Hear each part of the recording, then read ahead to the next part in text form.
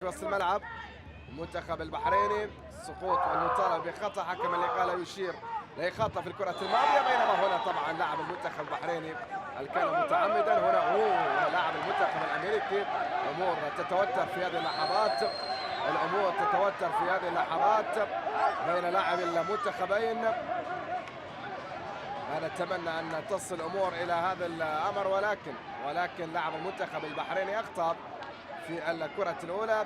عموما هل كان متعمدا أم لا؟ هنا بطاقة حمراء، ولربما أكثر من بطاقة حمراء ستظهر في هذه اللحظات لدينا اللاعب أحمد مبارك، بينما هنا لاعب المنتخب الأمريكي والذي تعرض للضرب في هذه اللحظات. طبعا بطاقة حمراء ستكون حاضرة من دون أدنى شك، لأن الخطأ من اللاعب البحريني كان موجود، خطأ من اللاعب البحريني كان موجود.